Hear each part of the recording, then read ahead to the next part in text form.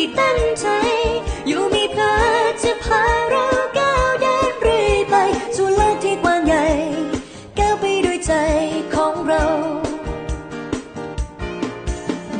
ฉันมีบ้านหลังนี้ด้วยพลังที่ยิ่งใหญ่เป็นรางวัลที่แสนจะภูมิใจว่าจะมีวันนี้ที่ต้องการเชื่อว่าการแบ่งปันจะทำให้โลกนี้สวยงามรวมพลังรวมใจรวมสร้างเพื่อชีวิตนี้ที่ดีต่อไปจับมือกันไว้ก้าวเดินไปด้วยกันเปลี่ยนเป็นดวงตะวันที่แสนจะยิ่งใหญ่รวมพลังให้เป็นหนึ่งใจยากเย็นเท่าไรจะผ่านไปด้วยกันสู่จุดหมายเหมือนดังที่ตั้งใจ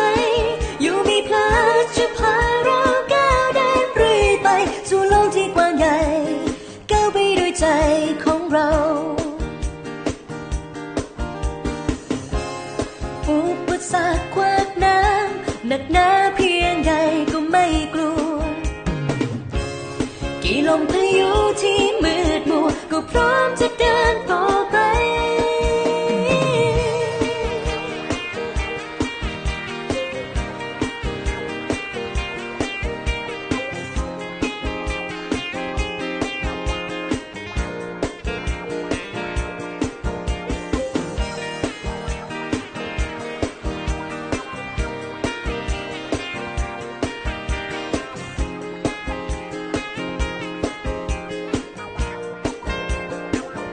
จับมือกันไว้